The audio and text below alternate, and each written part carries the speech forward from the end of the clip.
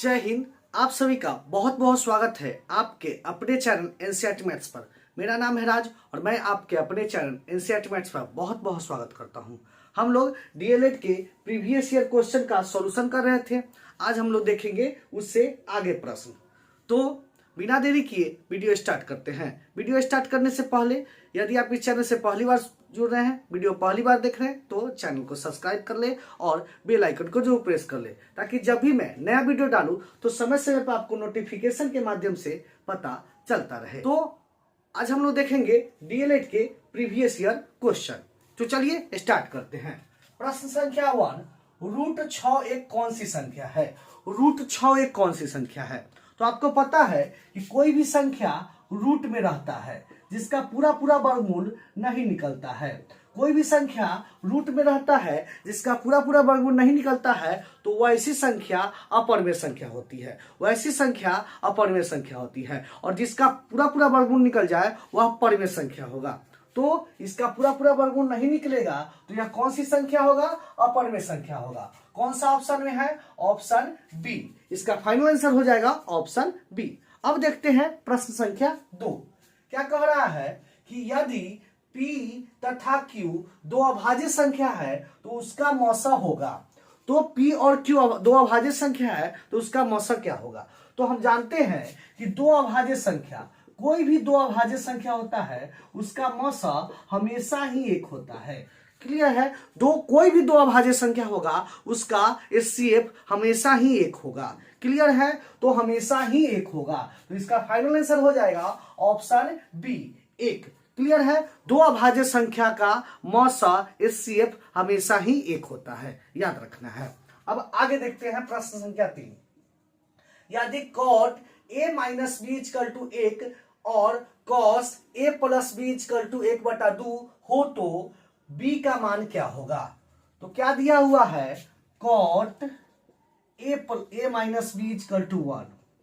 तो क्या कर सकते हैं यहाँ? cot a minus B equal to cot 45 degree, क्योंकि cot 45 का मान क्या होता है? 1 होता है। लिख सकते हैं cot सेम है तो यह भी सेम हो जाएगा a minus B equal to 45 degree. समीकरण फर्स्ट। आगे दिया हुआ है cos a plus B equal to 1/2। तो लिख सकते हैं cos a plus B equal to cos 60 degree का मान। cos 60 डिग्री का मान 1/2 होता है। लिख सकते हैं cos बराबर है तो a plus B equal to 60 degree. समीकरण सेकेंड। अब दोनों समीकरण से मान निकाल सकते हैं। a plus B equal to 60 degree, a minus B equal to 45 degree.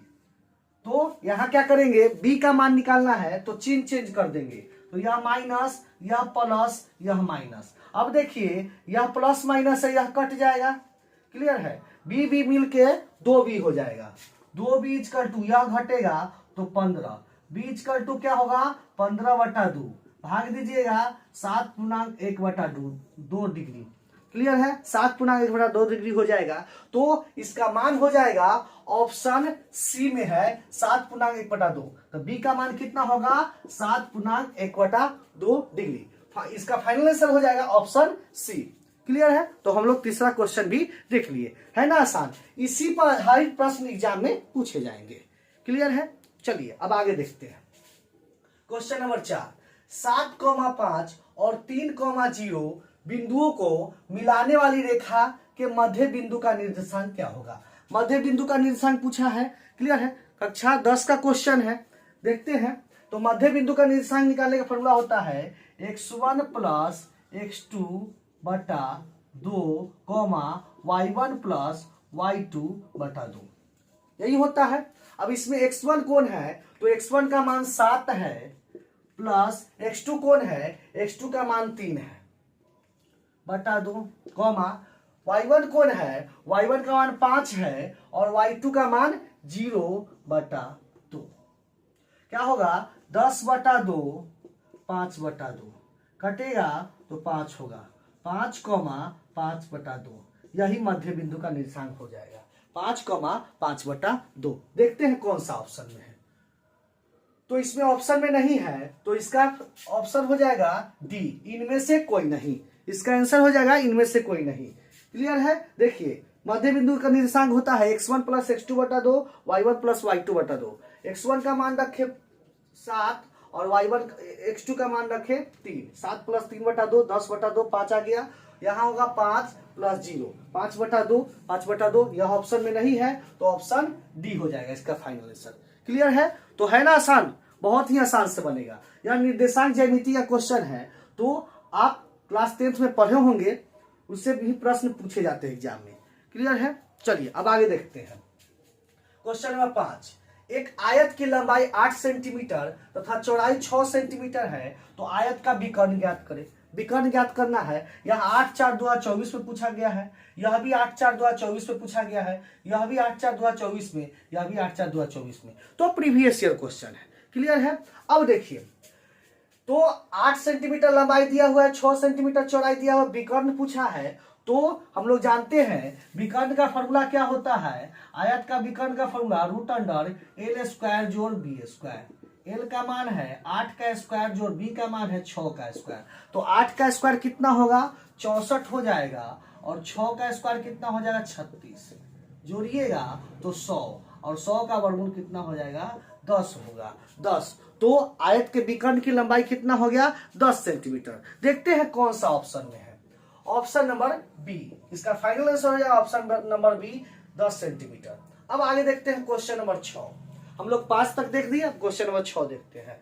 बहुपद 9x² - 4 के शून्यक निम्नलिखित में से कौन है। शून्य ज्ञात करना है। यह 5 4 2024 के एग्जाम में पूछा गया है, तो देखते हैं शून्य ज्ञात करते हैं। 9x² - 4 बराबर 0, तो लिख सकते हैं 9x² = 4। x² क्या होगा 4 बटा 9। x स्क्वायर हटेगा तो रूट चढ़ेगा, तो क्या हो जाएगा 4 बटा 9। वर्गमूल निकालिएगा तो x हो जाएगा प्लस माइनस 2 बटा 3। क्लियर है? परफेक्ट मान निकल जाता है तो प्लस माइनस में मान देता है, तो क्या हो जाएगा 2 बटा 3। तो देखते हैं कौन सा ऑप्शन में है। तो ऑप्शन नंबर ए में ही है, का मान है 2 बटा 3 माइनस 2 बटा 3। क्लियर है? ऑप्शन नंबर ए में है। तो देखिए कितना आसानी से बन रहा है। तो आप इस चैनल से जरूर जुड़े और हर एक क्वेश्चन को आसानी से समझें। चलिए आगे देखते हैं। क्वेश्चन नंबर 7, 1 लीटर कितना घन सेंटीमीटर के बराबर होता है। क्लियर है? तो 1 लीटर बराबर याद रखिएगा, 1 लीटर बराबर 1000 सेंटीमीटर क्यूब होता है। 1 लीटर बराबर 1000 घन सेंटीमीटर होता है। क्लियर है? घन सेंटीमीटर होता है। तो 1 लीटर बराबर 1000 सेंटीमीटर क्यूब। तो देखते हैं कौन सा ऑप्शन में है। ऑप्शन नंबर बी में है, 1000 घन सेंटीमीटर। क्लियर है? घन सेंटीमीटर मतलब सेंटीमीटर क्यूब। क्लियर है? तो देखिए कितना आसानी से बन रहा है। हर क्वेश्चन बहुत आसानी से बनेगा। क्लियर है? और प्रीवियस ईयर आधारित ही क्वेश्चन एग्जाम में पूछे जाते हैं, तो आप प्रीवियस ईयर क्वेश्चन जरूर देखें। Question number 8, sec a plus tan a into 1 minus sine A equal to what. यह 5 4 2024 के एग्जाम में पूछा गया है। देखते हैं sec a plus tan a into दिया हुआ है 1 माइनस साइन ए, इसका मान देखते हैं। तो 1y इसको लिख सकते हैं, sec a को लिख सकते हैं 1y cos a, यह फॉर्मूला होता है। प्लस इसको लिख सकते हैं साइन ए बटा कॉस ए, इधर हो जाएगा 1 माइनस साइन ए। क्लियर है? अब देखिए कॉस एलसीएम हो जाएगा, कॉस एलसीएम हो जाएगा इसका, क्या होगा 1 प्लस साइन ए इंटू 1 माइनस साइन ए। ऊपर इसको ए मानिए, इसको बी मानिए, इसको ए मानिए, इसको बी मानिए, तो देखिए एक फॉर्मूला हो जाएगा ए प्लस बी ए माइनस बी, ए प्लस बी ए माइनस बी, क्या हो जाएगा ए स्क्वायर माइनस बी स्क्वायर बटा कॉस ए। क्लियर है? क्या हो गया 1 का स्क्वायर माइनस साइन स्क्वायर। अब देखिए हम जानते हैं 1 minus sine square, 1 minus sine square का फॉर्मूला क्या होता है कॉस स्क्वायर होता है। 1 माइनस साइन स्क्वायर का फॉर्मूला होता है कॉस स्क्वायर, तो कॉस स्क्वायर ए बटा कॉस ए। कॉस से कॉस कटेगा, एक क्या बचेगा कॉस ए बचेगा, कॉस ए। तो इसका मान क्या हो जाएगा कॉस ए होगा, कॉस ए। तो इसका फाइनल आंसर हो जाएगा option C cos A. Clear है? तो यह भी प्रश्न देख लिए। अब देखते हैं question number 9। 1 plus tan theta equal to 1 plus tan theta बटा 1 minus tan theta equal to √3/1 हो तो थीटा का मान क्या होगा। यह 5/4/2024 में पूछा गया है। देखते हैं कैसे बनता है। तो 1 प्लस टेन थीटा बटा 1 minus tan theta equal to √3/1। अब देखिए क्या करेंगे, इसके लिए एक फॉर्मूला होता है। देखिए इसको लिख सकते हैं 1/tan थीटा इजकल टू √3 + 1 बटा √3 - 1।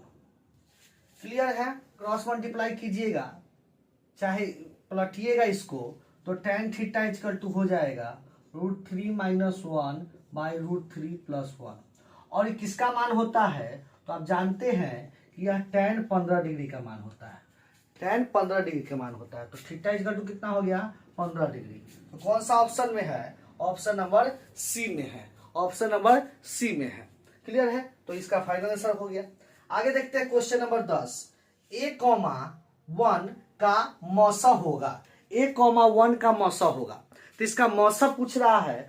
तो आपको पता है दो संख्या दिया होता है और दोनों के बीच कोई भी कॉमन नहीं हो रहा है, तो कोई भी कॉमन नहीं निकल रहा है, तो उसका मौसा हमेशा ही एक होता है। क्लियर। कोई भी कॉमन नहीं, कुछ भी कॉमन नहीं हो तो कॉमन क्या होता है, एक होता है। तो इसका एचसीएफ क्या हो जाएगा, ए हो जाएगा, एक हो जाएगा। तो इसका फाइनल आंसर हो जाएगा ऑप्शन बी, एक। तो यही इसका फाइनल आंसर हो जाएगा। तो हम लोग आज डीएलएड के 10 क्वेश्चन देख लिए, वो भी प्रीवियस ईयर। क्लियर है। 5/4/2024 और 8/4/2024 के प्रश्न देखे हैं। क्लियर है।